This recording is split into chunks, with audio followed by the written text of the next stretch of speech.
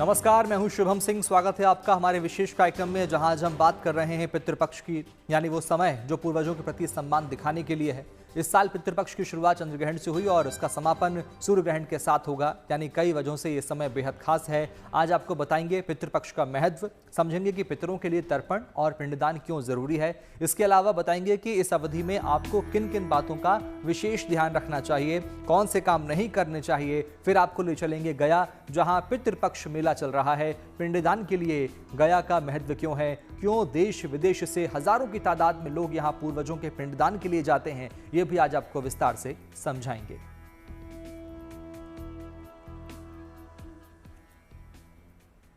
शुरुआत करते हैं पितृपक्ष के महत्व से। जैसे साल की अलग अलग अवधि अलग अलग देवताओं की पूजा के लिए है, उसी तरह भाद्रपद की पूर्णिमा से लेकर आश्विन की अमावस्या तक का समय पितरों यानी पूर्वजों का है। सनातन परंपरा में इस दौरान तर्पण, पिंडदान और श्राद्ध किया जाता है। पूर्वजों को याद किया जाता है, उनको सम्मान दिया जाता है। माना जाता है कि ऐसा करने से पूर्वज हमें आशीर्वाद देते हैं और घर परिवार में सुख, शांति और समृद्धि आती है। देखिए हमारी रिपोर्ट।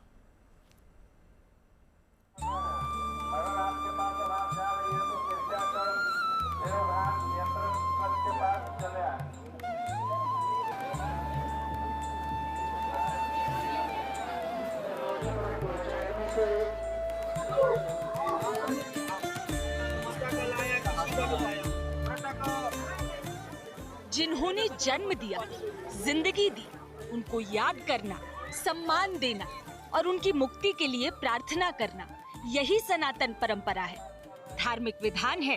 और इसीलिए प्रयागराज से लेकर वाराणसी, गया और बद्रीनाथ तक अपने पितरों का श्राद्ध करने लोग पहुँचे हैं। भाद्रपद पूर्णिमा से पितृपक्ष की शुरुआत हुई है, जो अश्विन अमावस्या तक यानी 16 दिनों तक चलेगा। इस दौरान अपने पितरों की आत्मा की शांति के लिए तर्पण और पिंडदान होगा, अनुष्ठान होगा, ब्राह्मणों और जरूरतमंदों को दान होगा। पितृपक्ष पितृदेवों के लिए है। जैसे अब मैं कार्तिक माह भगवान विष्णु के लिए बताया गया है, नवरात्रि में माता का आराधना करते हैं, सावन में भगवान शिव की आराधना करते हैं। तो इन 15 दिनों में हम अपने पूर्वजों को याद करते हैं, यानी अपने अंश को याद करते हैं, क्योंकि हम पूर्वजों के ही अंश हैं। कहीं न कहीं उन पूर्वजों की छाया या भाग हमारे अंदर मौजूद है, तो हम उनको याद करते हैं। और जब तक हमारे पितृदेव शांत नहीं होंगे या प्रसन्न नहीं होंगे, उनकी कृपा हमको नहीं प्राप्त होगी, तो मुझे लगता है कि जो इतने भी देवी देवता हैं, उनका शुभ आशीर्वाद बहुत सही ढंग से हमें प्राप्त नहीं हो पाएगा। श्रद्धा इदम श्राद्धम, यानी पितरों की आत्मा की तृप्ति के लिए जो कुछ श्रद्धा पूर्वक अर्पित किया जाए, वही श्राद्ध है। सवाल है कि श्राद्ध इतना अहम क्यों है? हिंदू धर्म में माता पिता की सेवा सबसे बड़ी पूजा मानी जाती है। उनकी मृत्यु के बाद लोग उन्हें भूल न जाएं, इसलिए श्राद्ध का विशेष विधान है। धार्मिक मान्यता है कि इन 16 दिनों के दौरान ब्रह्मांड की ऊर्जा और उस ऊर्जा के साथ पूर्वज धरती पर मौजूद होते हैं। पितर देवता हमारे घर पधारते हैं और जो लोग उनके लिए ध्यान करते हैं, उन्हें आशीर्वाद देते हैं। हमारे डीएनए के पैटर्न होते हैं, वो अगले 14 जनरेशन तक चलते हैं। तो अभी जैसे चंद्र ग्रहण डीएनए पैटर्न जो 14 जनरेशन तक चलते हैं, तो जो हमारे डिसीज्ड के जो भी उनको इश्यूज आते हैं, जो हमारे एंसेस्टर्स होते हैं, जो हमारे पूर्वज होते हैं, वो आगे जनरेशन्स पर कैरी फॉरवर्ड होते हैं। अब इसमें जो है आपका प्रोगेनी, जैसे किसी घर में बेबी नहीं होता है, कोई बहुत ज्यादा बीमार रहता है, किसी घर में बहुत ज्यादा लड़ाई झगड़े कलेश होता है, इस तरह की चीजें भी होती हैं। पितृपक्ष में श्राद्ध किसी भी पवित्र नदी किनारे करने का विधान है, लेकिन इसके लिए कुछ महत्वपूर्ण जगह भी निर्धारित है। पहले प्रयागराज, फिर वाराणसी और उसके बाद गया में पिंडदान करने से पितरों की मुक्ति मानी जाती है। महत्व ये है कि विष्णु मुख प्रयाग, विष्णु नाभि काशी, विष्णु चरण गया, ब्रह्म कपाली बद्रीनाथ। जब कोई घर से पिंडदान करने के लिए निकलता है, गया वर्जन श्राद्ध करने के लिए निकलता है, तो सर्वप्रथम वो प्रयागराज में आता है, वो विष्णु मुख कहलाता है। फिर उसके बाद वो काशी में करते हैं, विष्णु नाभि काशी में। फिर उसके बाद वो करते हैं गया जी में, जो कि चरण गया जी है।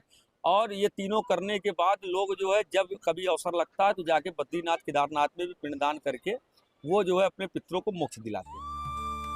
सभी के लिए प्रयागराज, वाराणसी या गया जाकर श्राद्ध करना संभव नहीं, लेकिन जिनके भी मन में अपने पूर्वजों के लिए श्रद्धा हो, वो घर पर ही स्नान ध्यान करके पूर्वजों को जल अर्पित कर सकते हैं और उनके देहांत की तिथि पर तर्पण कर सकते हैं। लेकिन जो बातें ध्यान रखने की हैं, वो ये कि पितृपक्ष के दिनों में घर में साफ सफाई और शांति जरूरी है। मान्यता है कि जिन घरों में गंदगी रहती है, लड़ाई झगड़े होते हैं, वहाँ पितरों को तृप्ति नहीं मिलती। इन दिनों में गुस्सा नहीं करना चाहिए, नशा और मांसाहार भी न करें। इस दौरान सभी तरह के अधार्मिक कामों से दूर रहना चाहिए। पितरों के लिए धूप, ध्यान और दान पुण्य कर रहे हैं तो खाने में लहसुन प्याज का उपयोग करने से बचें। पितरों के धूप ध्यान के लिए जो भोजन बनता है वो सात्विक होना चाहिए। पितृपक्ष में रोज सुबह जल्दी उठना चाहिए। पितरों से जानी अनजानी गलतियों के लिए क्षमा जरूर मांगें। रोज शाम को पितरों का ध्यान करते हुए घर के बाहर दक्षिण दिशा में दीपक जलाना चाहिए। और हाँ, इस दौरान कुत्ते, गाय और कौवे के लिए भोजन और पानी की व्यवस्था जरूर करें। पक्ष में हमें ध्यान ये रखना है कि हम अपने पितरों के लिए और जो भी पितृपक्ष के नियम है उसको पालन करने में कोई कोताही ना बरतें, कोई असावधानी ना बरतें। बहुत ध्यान पूर्वक अगर करते हैं तो निश्चित तौर पर हमारे कुंडली में जो ग्रही दोष भी है, पितृ दोष है, मातृ दोष है, अतिथि दोष है, अतिथि ऋण है, वो सारे समाप्त हो सकते हैं। इस अवसर का हमें लाभ उठाना चाहिए वर्ष भर के। पितृपक्ष में ब्राह्मणों के अलावा घर के आसपास जरूरतमंद लोगों को खाना खिलाने और जरूरी चीजें दान करने का विधान है। इसके साथ ही गरुड़ पुराण और श्रीमद् भागवत महापुराण का पाठ किया जाता है। ये सब इस धार्मिक विश्वास का हिस्सा है कि जो भोजन और वस्तुएं दान दी जाती हैं, वो दूसरे लोक में मौजूद पूर्वजों को मिलती हैं। इसी तरह मान्यता है कि जल से तर्पण करने से दूसरे लोक में निवास करने वाले पूर्वज तृप्त होते हैं।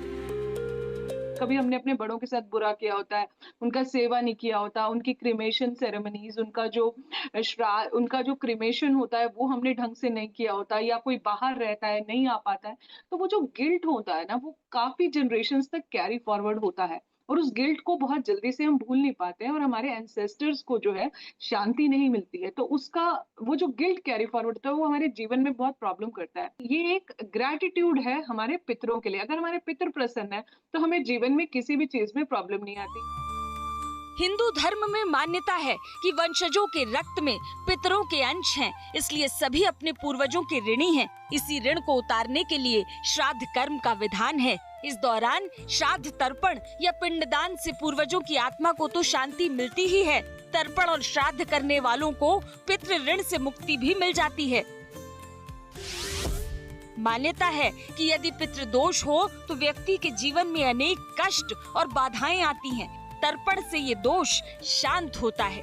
तर्पण करने से परिवार में शांति और समृद्धि बनी रहती है। तर्पण से वंशजों को आध्यात्मिक ऊर्जा मिलती है और पितरों का आशीर्वाद मिलने से जीवन की कठिनाइयां दूर हो जाती हैं। Bureau report, good news today.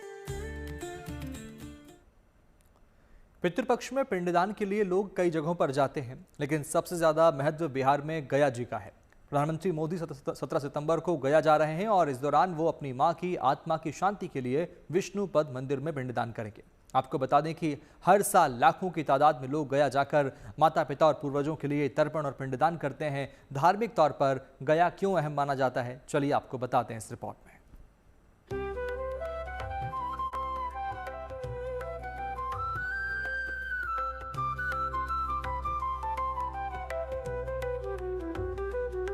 अपनी धार्मिक मान्यताओं पर गहरा विश्वास है और अपने पूर्वजों के लिए असीम श्रद्धा, तभी तो कल्याण 7 समंदर पार से चले आए हैं। गया के विष्णुपद मंदिर परिसर में तर्पण और पिंडदान किया, पूर्वजों की आत्म शांति और मोक्ष के लिए श्राद्ध किया। पिछले 1 साल से हमें यही प्लान कर रहे थे कि हम गया आए और इधर ये पूजा करें, गया श्राद्ध पूजा करें। हमारे सारे पूर्विकों को 3-4 जनरेशन्स तक हमने पूरा नाम लिया, जो भी अभी गुजर गए हैं, तो उनका पिंड प्रदान करना हमारे लिए बहुत ही सुख की बात है, बहुत ही अच्छा बात है।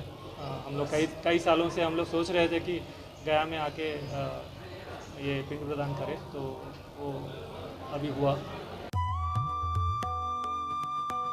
ये गया है जहां पितृपक्ष में पिंडदान के लिए हजारों की तादाद में लोग आए हैं, भारत के हर हिस्से से, और यहाँ तक कि विदेश से भी लोगों के आने का सिलसिला जारी है। ये वो लोग हैं जो अपने पुरखों की आत्मा की शांति चाहते हैं, उनके लिए मोक्ष चाहते हैं।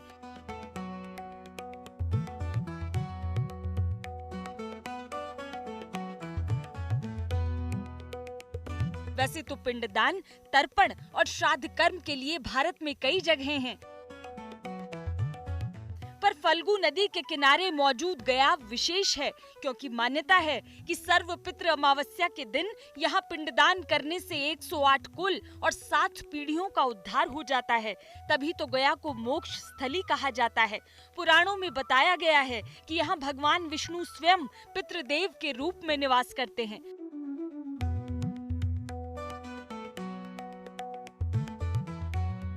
गया जी की यह मान्यता है कि यहाँ पे किए गए पिंडदान से हमारे पूर्वजों को मोक्ष की प्राप्ति होती है। यहाँ बहुत आस्था है, यहाँ देश विदेश पूरे संसार से सभी लोग आते हैं यहाँ पे।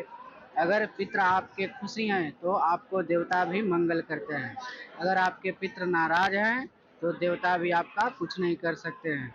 बस इसी मान को, इसी श्रद्धा से गयासुर यहाँ विराजमान है। जो उनके ऊपर आके पिंडदान करेगा, अपने पितृ का नाम लेके विष्णु भगवान को प्रार्थना करके उनका पितृ मोक्ष को प्राप्त होंगे। गया जी का बहुत भारी विशेष मान्यता है। हर एक व्यक्ति को जीवन में एक बार गया जी में जरूर आना चाहिए, इससे उनका सब काम मंगल होगा। मान्यता है कि गया में पिंडदान करने के बाद कुछ भी शेष नहीं रह जाता और इसके बाद पितृ ऋण से मुक्ति मिल जाती है। कहते हैं फल्गु नदी के तट पर ही भगवान राम और माता सीता ने राजा दशरथ की आत्मा की शांति और मोक्ष के लिए श्राद्ध और पिंडदान किया था। मान्यता है कि पांडवों ने भी इसी जगह पर श्राद्ध कर्म किया था। वायु पुराण, गरुड़ पुराण और विष्णु पुराण में भी गया के महत्व का वर्णन है। इसलिए हर साल पितृपक्ष में यहाँ श्राद्ध करने के लिए लोगों का हुजूम उमड़ता है और इसके लिए पितृपक्ष का मेला लगता है। गया की कहानी गयासुर नाम के असुर से जुड़ी है, जिसे ब्रह्मा से पवित्र शरीर का वरदान मिला था। उसके दर्शन से ही लोग पाप मुक्त होने लगे, लेकिन जब इस वरदान का गलत इस्तेमाल होने लगा तो भगवान विष्णु ने यज्ञ के लिए उसका पवित्र शरीर मांगा। 5 कोस में फैले उसके शरीर पर ही यज्ञ हुआ और वो जगह तीर्थ बन गया। मान्यता है कि गया में भगवान विष्णु गदाधर के रूप में विराजमान हैं। गयासुर यानी गया की पवित्र जमीन पर ब्रह्मा और शिव भी निवास करते हैं, इसलिए पिंडदान और श्राद्ध कर्म के लिए इस जगह को उत्तम माना गया है।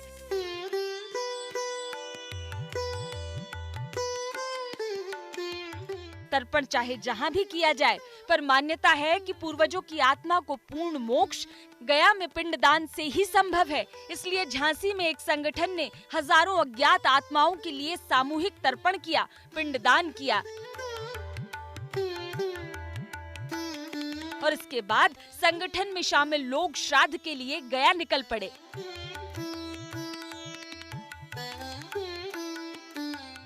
जब मैं गया जी अपने माता पिता का करने के लिए गया तो वहाँ पंडा लोगों ने, विद्वान लोगों ने हमें बताया कि भाई साहब आप तो अपने माता पिता का करके जा रहे, लेकिन उनका क्या होगा संसार में जिनका कोई नहीं है। वो अज्ञात लोग लावारिस हजारों की संख्या में चले गए। क्योंकि सनातन धर्म में ऐसा माना जाता है कि जब तक किसी दिवंगत आत्मा का पिंडदान गया में नहीं होगा उसको मोक्ष की गति प्राप्त नहीं होगी। तो उन अज्ञात लोगों का क्या होगा, या उन लोगों का क्या होगा जिनके कोई वारिस नहीं है, जो अपने पीछे कोई संतान नहीं छोड़ गए, या जिनका विवाह नहीं हुआ था चले गए, जिनका समाज में संसार में कोई नहीं है, उन दिवंगत आत्माओं को मोक्ष कौन दिलाएगा। तब मैंने प्रण लिया कि मैं स्वयं जो है उन दिवंगत आत्माओं के लिए, लावारिस अज्ञात लोगों के लिए पिंडदान का कार्यक्रम करूंगा। तो आज हमने पिंडदान और तर्पण का कार्यक्रम किया।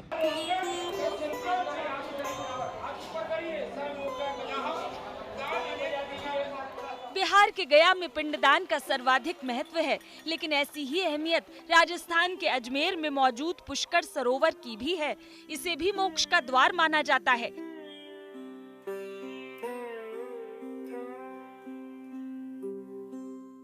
धार्मिक मान्यता है कि यहाँ एक ही बार किया गया श्राद्ध और पिंडदान 5 पीढ़ियों तक के पितरों को शांति और मोक्ष दिलाता है। यही वजह है कि पितृपक्ष के दौरान यहाँ देश विदेश से श्रद्धालु पहुँचते हैं। पुष्कर की अहमियत की वजह ये है कि यहाँ भगवान ब्रह्मा का दुनिया का इकलौता मंदिर है। माना जाता है कि पुष्कर सरोवर का जल स्रोत भगवान विष्णु की नाभि से है। माना ये भी जाता है कि ब्रह्मा जी ने जब धरती पर एक कमल का फूल गिराया तब इस सरोवर का निर्माण हुआ। पुष्कर सरोवर तक जाने के लिए 52 घाट हैं, जहां देश विदेश से श्रद्धालु आते हैं। मान्यता है कि इस पवित्र जल में स्नान करने से पाप धुल जाते हैं और पितरों की आत्मा को भी शांति मिलती है। सनातन धर्म में कहा गया है कि पितृ देवो भव, यानी पितरों की उपासना देवताओं की उपासना के समान है। इसलिए पितृपक्ष में पुरखों के लिए तर्पण करने और पिंडदान का विधान है और इसके लिए हरिद्वार भी अहम माना जाता है। यहाँ के नारायणी शिला मंदिर में भारी भीड़ जुटी है। लोग श्रद्धा और आस्था के साथ अपने पितरों का श्राद्ध कर रहे हैं और उनकी मुक्ति की कामना कर रहे हैं। समय है जिसमें हमारे पूर्वज, हमारे पितृ, हमारी श्रद्धा और उनके प्रति जो हमारी आस्था है उसको स्वीकार करने के लिए हमारे घर पधारते हैं। और जब हम उनके निमित्त अपनी श्रद्धा प्रकट करते हैं, अर्थात श्रद्धा पूर्वक जो कार्य करते हैं, उसे हम श्राद्ध कहते हैं। उन श्राद्ध को स्वीकार कर कर हमारे पितृ हमको पुत्र पौत्र, धन धान्य और आयु स्वास्थ्य का आशीर्वाद देते हैं। तो यहाँ श्रद्धा पूर्वक अपने पितरों के लिए श्राद्ध करता है, वह अपने 100 पितृकुल, पिता बाबा आदि और 100 मातृकुल अर्थात नाना नाना आदि और स्वयं का मोक्ष कर लेता है। इसमें कोई संशय ही नहीं। गया से पंकज कुमार और हरिद्वार से मुदित अग्रवाल के साथ bureau report, good news today. Pitrupaksha पर हमारी इस खास पेशकश में इतना ही। बाकी अच्छी खबरों के लिए आप देखते रहिए गुड न्यूज टुडे। नमस्कार।